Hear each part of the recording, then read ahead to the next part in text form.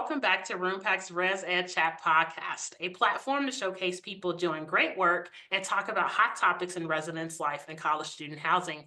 I'm your host, Crystal Lay, and I use a she, her series pronouns.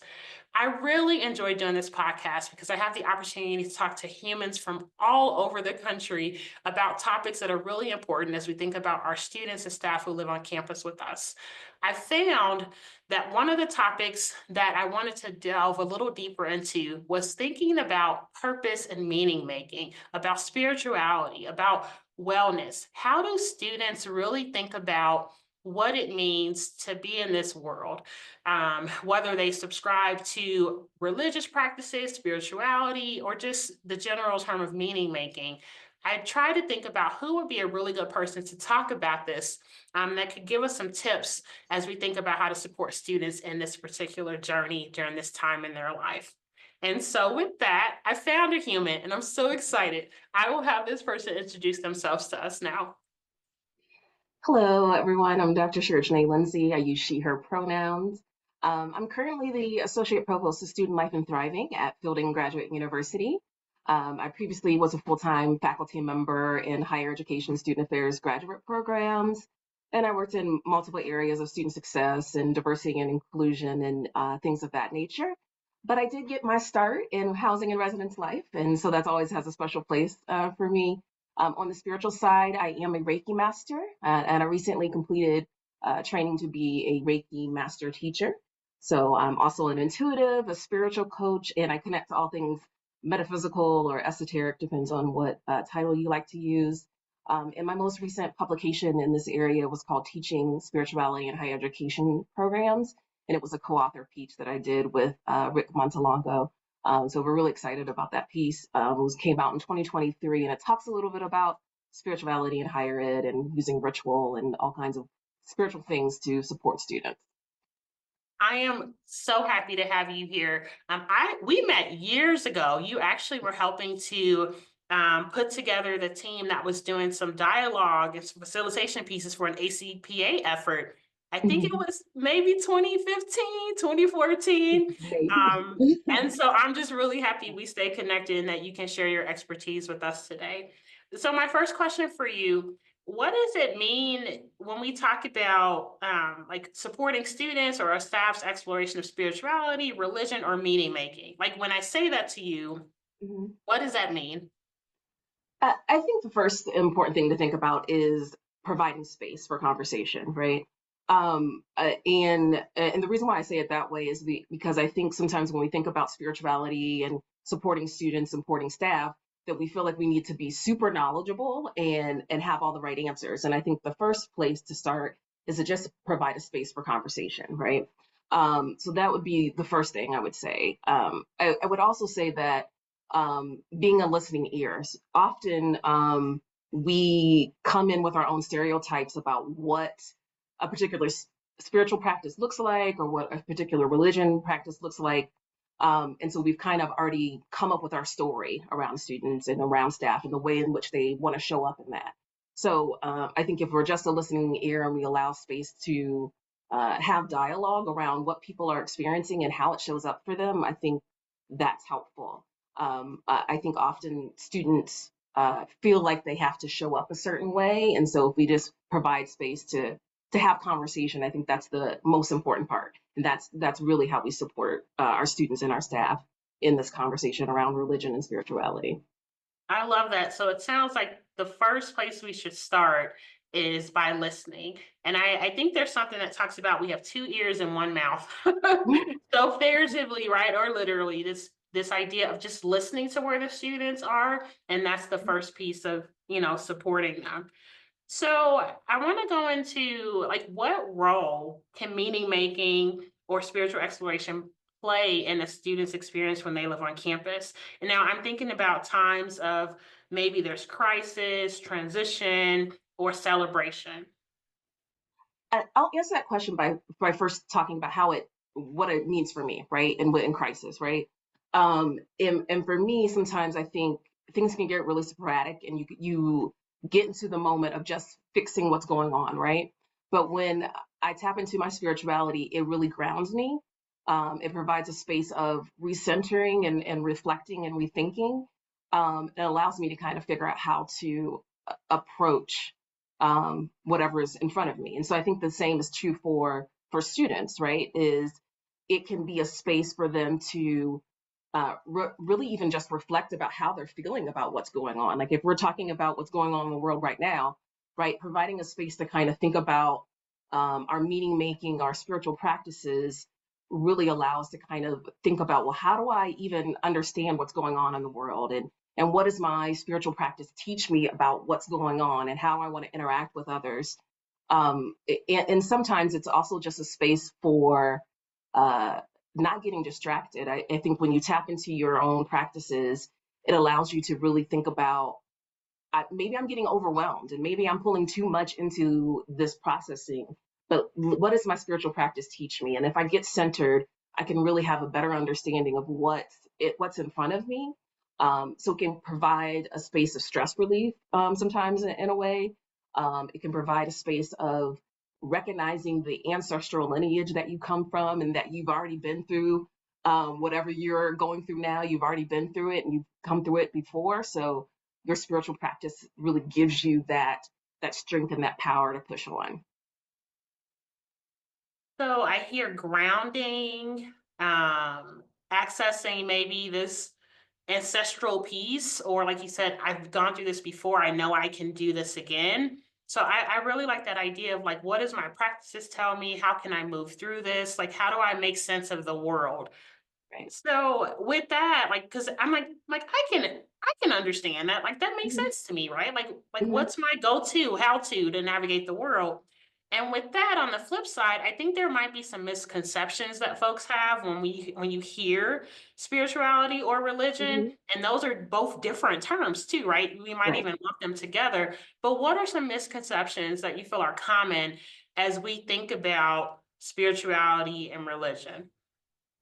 I think even just what you just said, that is a huge misconception, is that spirituality and religion are often conflated. So I think that's one piece. And I think that there's a thought that you have to be religious in order to be spiritual. And if you're spiritual, you're religious, right? And those don't necessarily have to be true. It is for some folks. But I think some things that we miss is that we are all innate spiritual beings, or at least I have that belief that we are all spiritual beings. We all have the ability to tap into our inner self and understand our higher power and our higher selves. Um, and we all have that ability. And I think sometimes we think that it's outside of us. And so I think, at least for me, it makes me feel a little bit more connected to my spirituality when I think that it's within myself. And I don't have to know the language. I don't have to know the right verses or the right textbook to use. I can have my own connection without necessarily connecting to an organized religion. And that's not to say that religion isn't important. It is for those folks who find peace in there and find connection there. But you can do those separately or together. And so I would say that's probably one of the biggest misconceptions, is that spirituality is always tied to a religious practice, and it may not be. I really like that idea of like how do you separate that out? And then this idea of like finding purpose inner versus purpose outer, and like what that could be a really fascinating conversation, I think, to have two humans sit down and talk about like what how that plays out. I also know some folks were raised in households where you don't talk about religion, you don't talk about money, you don't talk about politics. And so I wonder, that could also maybe not a misconception, but more so an openness or willingness because of how you've been raised, of whether or not you even engage in something that sounds like it could be fascinating.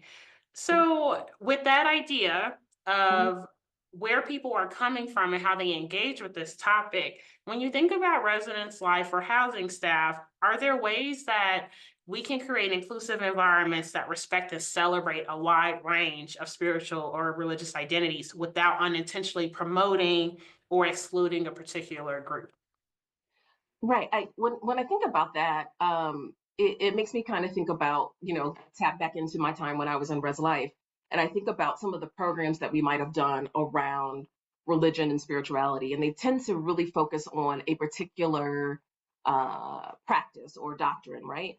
And so I think kind of one of the ways to kind of be more inclusive is to just have a conversation around where are folks spiritually generally, right? And so it allows the space for more conversation to be there, and to not limit, because there are probably religions and practices that folks have that we are not even aware of, right? And so I think providing a space to just, again, like I was saying earlier, to have conversation and providing an open dialogue is probably really important. I also think about just kind of even having the conversation around meaning making more so than even feeling like you have to say spirituality and religion, right? Because even those folks who maybe don't find themselves connected to a spiritual practice or connecting to a religion, everyone has a moral compass and values, right? And so how are your moral compass and your values teaching you how to show up and how to interact with others? So providing a conversation that allows us to kind of really dive deep into who we are as people, and again, going back to that self-reflection, processing, and thinking about the conversation in this more maybe top heavy, higher 360 view, or if you wanted to say it, looking down at it, instead of having a very specific conversation. I think that that provides more space for everyone to show up in the conversation.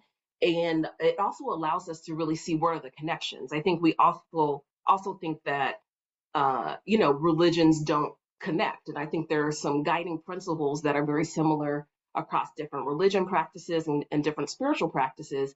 And when we have a more open dialogue, we can see those connections. We can see that maybe at our core, we have some very common values. And so having this conversation in a more open-ended way provides space for more folks to show up.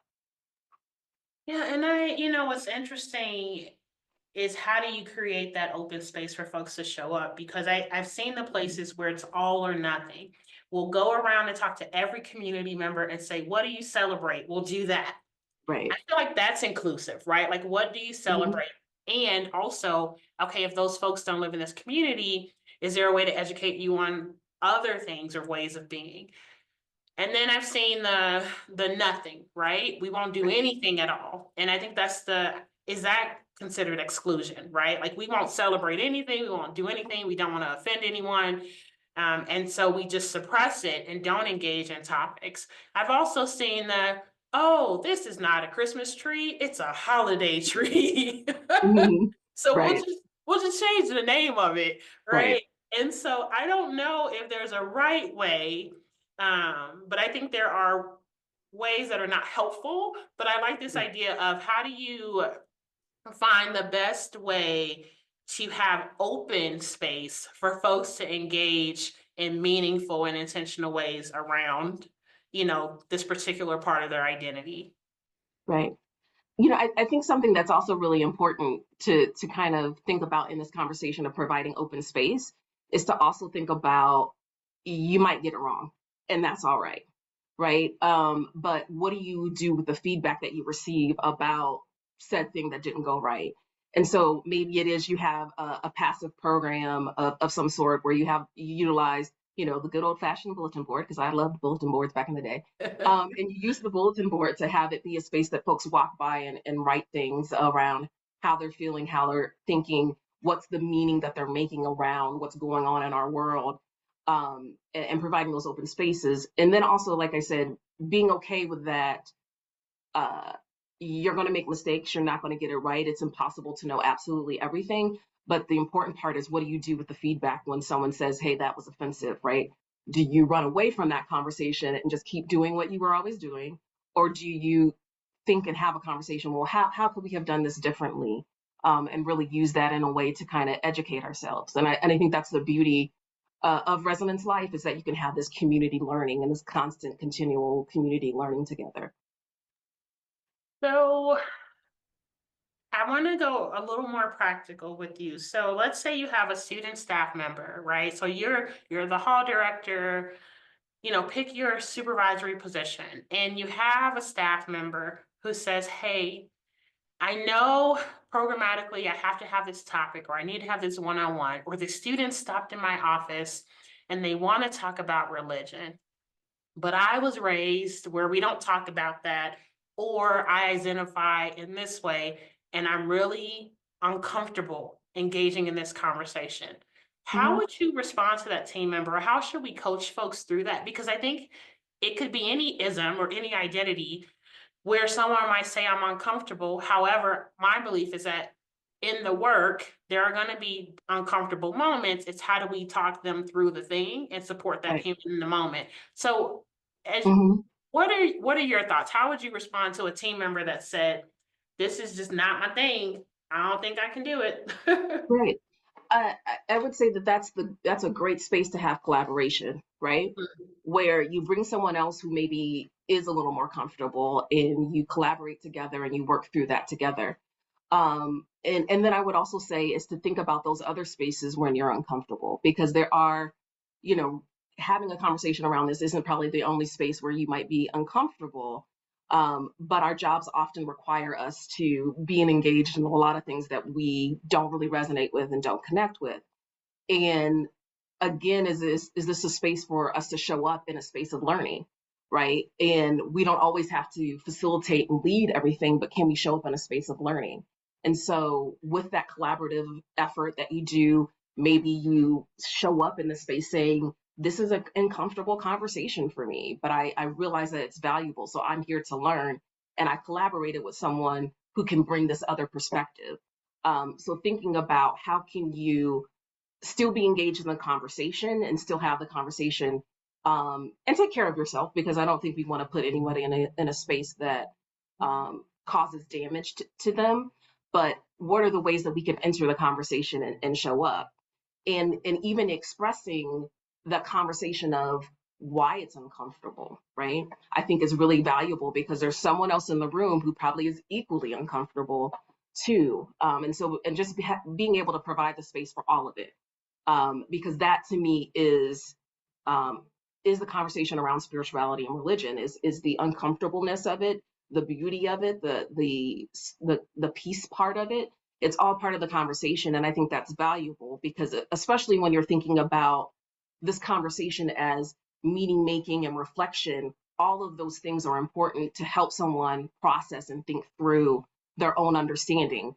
Because I think when we limit it to, you just need to talk about how you show up in it, it doesn't allow space for someone who's still trying to figure it out to have the questions that they need to kind of process. So all of that is valuable. Mm. And it goes, yeah, to the piece about you don't have to know everything. And so we can't know everything. And although in residence life and housing, we're expected or seen as generalists, right? Like we know we touch a little bit of everything. I think that's how do we reach out and ask for help and make those connection points. So Right. are there like the collaboration pieces, are there partnerships that you think we should naturally have as departments? I think about some campuses have like an interfaith office. Maybe there's a local faith Right. community, or maybe like the counseling center too. Like, what are some partnerships that are crucial? Like, these are must have, or you highly recommend we should be cultivating as housing professionals for this identity area. Absolutely. I think definitely what some of those places that you mentioned, obviously if you have some type of religion, faith practice on your college campus, that you should be connected and have collaborations with those folks, as well as things that are locally. But I would also say is to think creatively about those connections too, because the not every religion and spiritual practice has a church type place, right? Or has an organization, right? So how can we think more uniquely and creatively about some of those collaborations? And so I would think about some folks, I know for myself, a lot of things that are like metaphysical practices are connected to more wellness spaces, right? So there are a lot of local places that might do yoga, and also will do Reiki, and also will do tarot, and also do some of those pieces. So those might be spaces to think about collaborative, thinking about well-being, and like you said, connecting to your counseling center. There's a large movement within psychology to start to include certain metaphysical practices in therapy. So thinking about some folks will use Reiki or use mindfulness or somatic practice in the context of therapy. And that can also be used and be connected to some folks' spiritual practice. So think about some of those maybe non-traditional spaces as well that might be good for collaboration and thinking about how we can support our students in a really more global ways to kind of think about what are those other spaces outside of just traditional religious spaces. And of course, those traditional spaces are really valuable and really important, but not everyone connects to those things.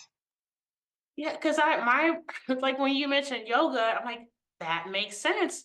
And as someone who subscribes to an organized religion, my first thought might be, "Oh, you want to come check out my church?" And they might be like, "No," right? Right. Hmm. And so I think about like you said, the wellness programs or centers on your campus, the rec center, because there's a lot of cool outdoor nature trips that we do too. Like, so Right. what are some, I'm like, is there a guide or something that the department can put together so it's like options that are not just thinking about or leaning into these practices that may or may not be inclusive of all of our folks and where they're at. And then also not assuming that folks are set in their path either. This is a really cool moment for students to explore. And Absolutely. maybe based on how they were socialized, they may think this one thing, or they may have done this thing because that's what they did at home. And they're excited to come to college and learn and try out some different and cool things. And what a great Absolutely. entry for them if they have a menu of options to figure out who they are and who they want to be. Absolutely. Okay, so you mentioned being, doing Reiki, and I would love to know more about that because I know the word, I can spell it, but I don't know much else, and so I think this is a really cool learning moment if you're open to that. So my question would be like, what's a tradition or ritual or like a small practice, spiritual or not, that you do that helps you? So I'm talking about you now, helps you ground during a busy week, but then also curious to know a little bit more about Reiki if you're open. Sure, sure. So I'll start with Reiki and I'll come back to the other part. So Reiki is a Japanese healing technique. There are a couple of different types of Reiki, and so it depends on who you interact with how Reiki connects for you. But we talk about using Reiki as it's a universal healing technique. And so the thing that I kind of connect it to is I was raised Christian and was brought up Christian, so if someone is familiar with the Christian practice, we would have called it laying hands on. So it's kind of that similar practice where you're tapping into chakras and you're tapping into everyone's energy field for a space of healing, stress relief, things of that nature. And it's a beautiful practice that I won't get into the huge history about it, but I love talking about Reiki, but I found it kind of randomly, and it just kept calling to me, and so that's where I found a connection to it. And for me, once I learned Reiki, it really opened me up spiritually, and opened me up to connecting to energy and things of that nature, and spirit and connection, and understanding ancestor connection and things of that nature. That's a little bit about Reiki. I don't know if that completely explains it. If you ever get a chance to experience Reiki, it's wonderful. But as far as things that I do to kind of connect and center myself when I'm at work or whatever, sometimes it is Reiki.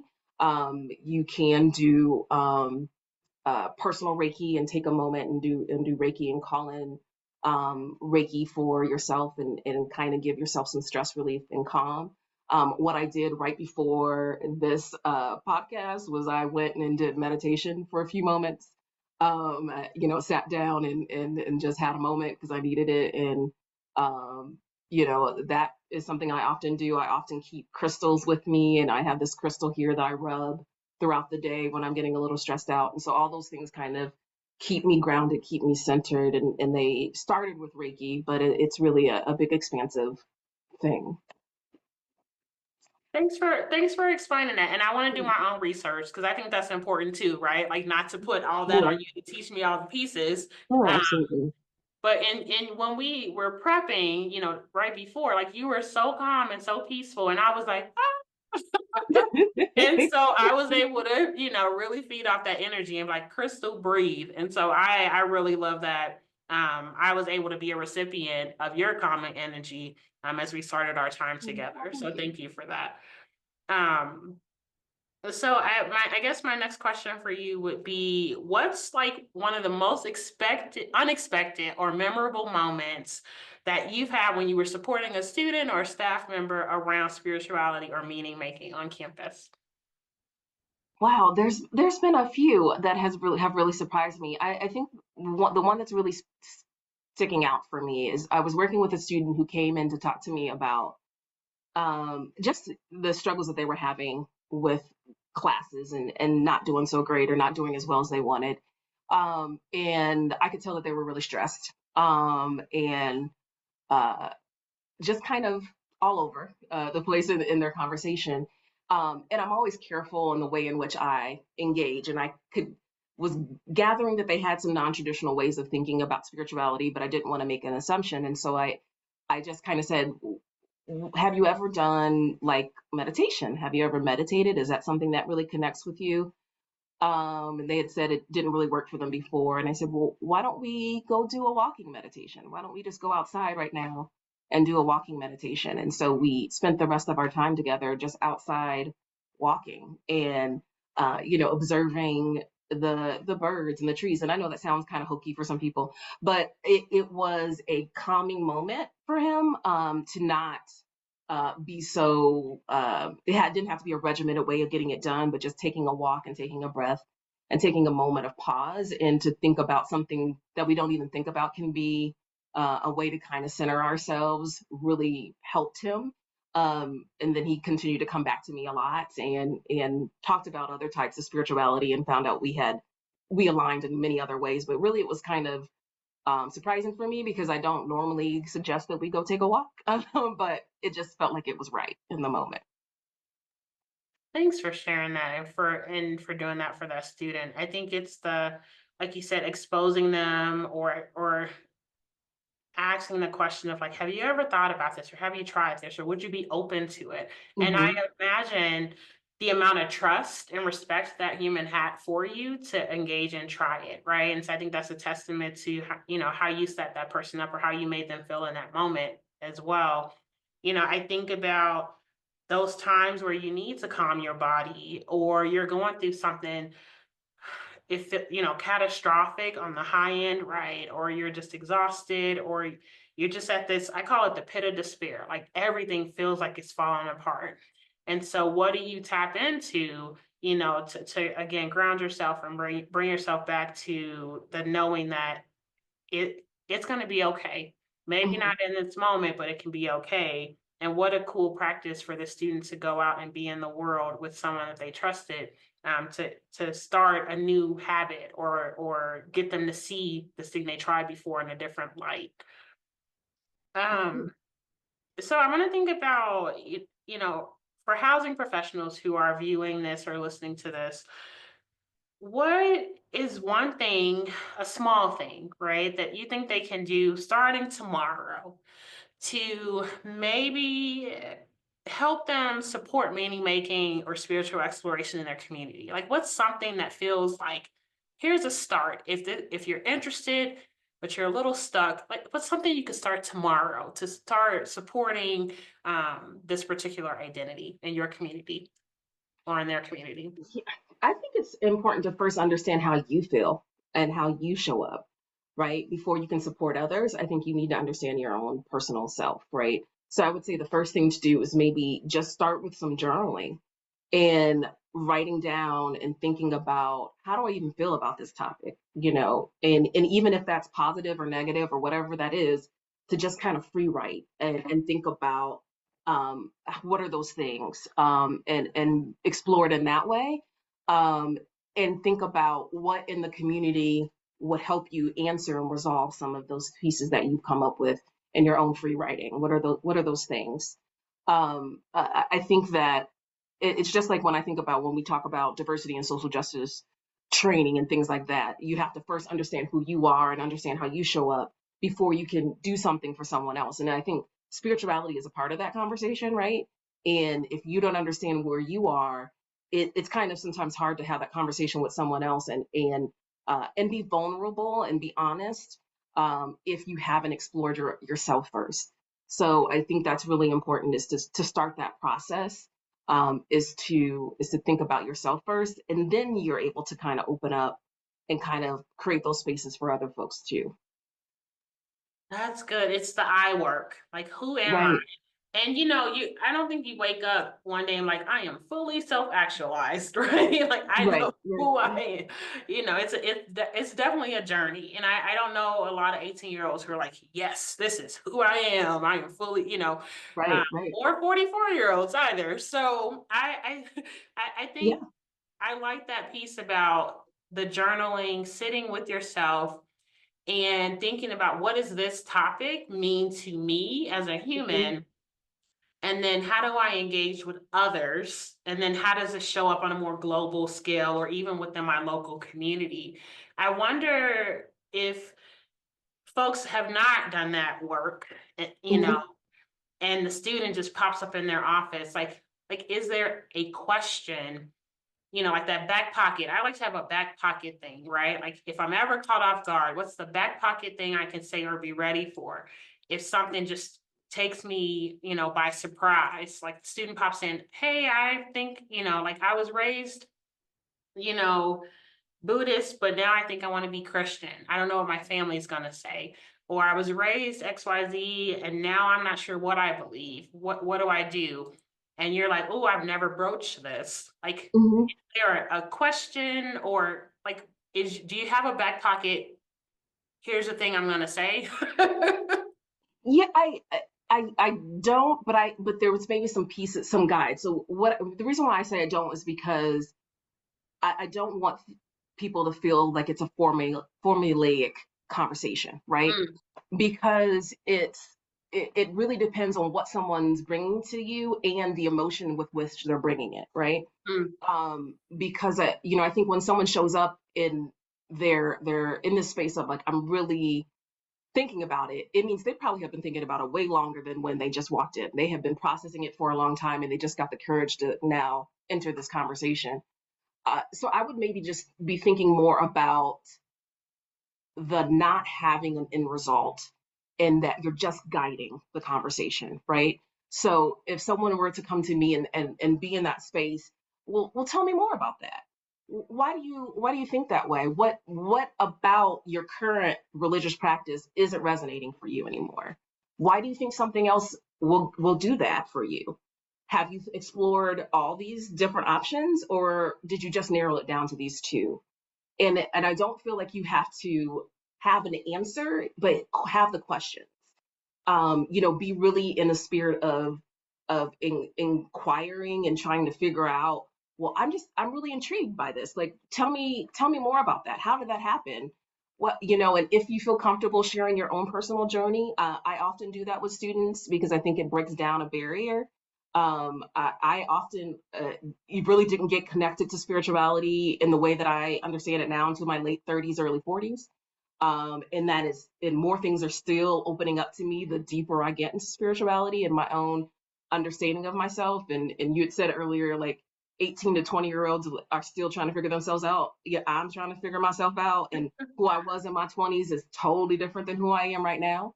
But if you're open to say, I was in that space too. I was really questioning my spirituality as well. And this is what I did to try to figure it out for myself. Or I started to ask these questions. Or why don't you just maybe try to see what's on campus? Maybe is there a InterVarsity Christian Fellowship? Maybe just go to one of their meetings. I know did that in undergrad. Go to their meetings and see if it resonates. If it doesn't, try something else.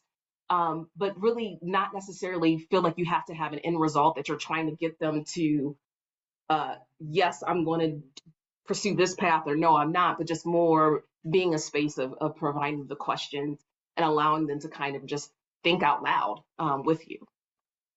That's beautiful because it's space and Right, it's right, listening. That's where we started, right? You're right, providing space, you're right, listening, and you're curious. right. Absolutely, I'm absolutely. Okay, okay. And yeah, it shouldn't be formulaic, right? You don't want to pull out Right. your scripts. So let me go to my question number one, Right. because Right. that doesn't feel authentic and real. Um, and it's okay to not know. And I think you've said that several times, like we're gonna mess up. Right. And to know where you sit sounds like definitely an appropriate first step. So we're at the end of our time. Now, here's what I want to say.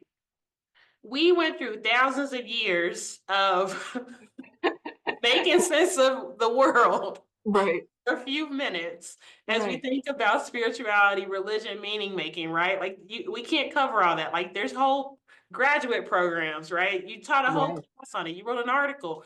We can't Right. get to it in this time we've had.